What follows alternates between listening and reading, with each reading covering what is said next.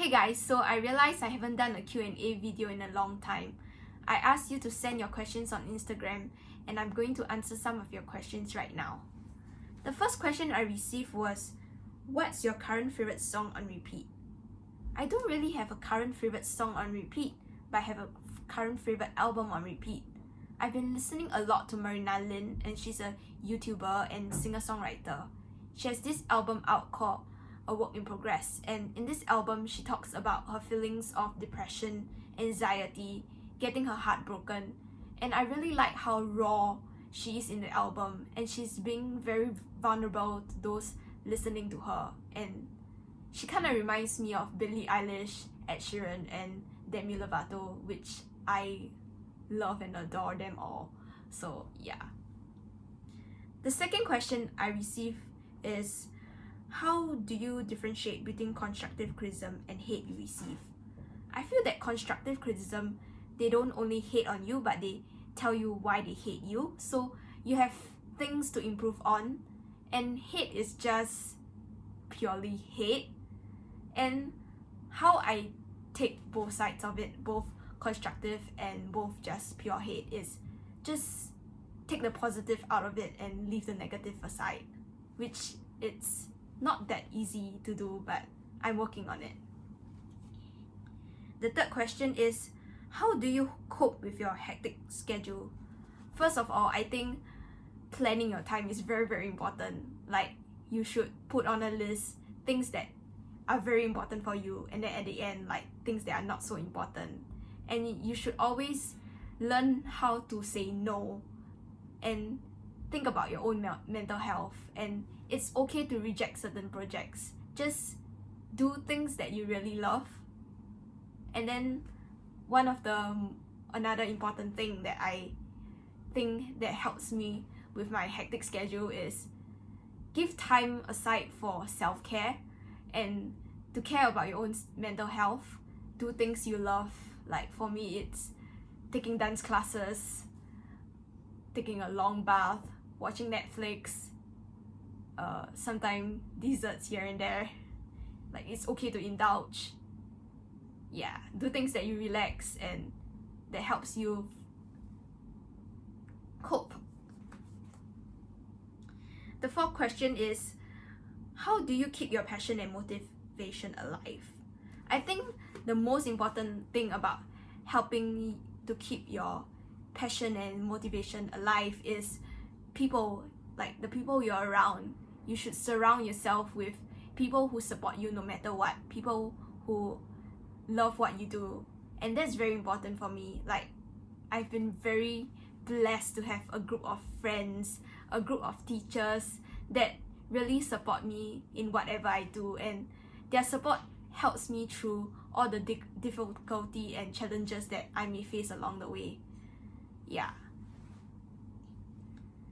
And another thing that also helps my motivation and my passion is to always set yourself a goal for the year. Like, what do you want to achieve in the year? Whether you want to release a song, whether you want to be in a huge production, like, set a goal. It helps you to keep working towards the goal. The fifth question I have is, any advice for getting in the industry?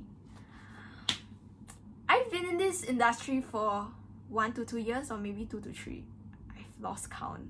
I can't remember. I think the most important thing is connection is key. Like, it doesn't matter whether you go to an art school or not, honestly. I think connecting with people in the art industry and learning how to socialize, which may be not an easy thing for some, but yeah, connect with people in the industry. Like, when you go to a show, whether a theatre show or a dance show, stay back, talk to the actors, talk to the directors, say hi, get to know people. Yeah, that's how I've been getting most of my jobs. Most of my jobs are through connections. Yeah. And I think another thing that's also very important is the way you market yourself as an artist. Like, know who you are as an artist and what kind of shows you want to work at and work. So, like, whether you want to go more towards children theatre or whether you want to do more of dark humor. They are both very different genres, so you need to know what kind of artist you want to be. Yeah, that's my point. And any other advice? Let me think. Other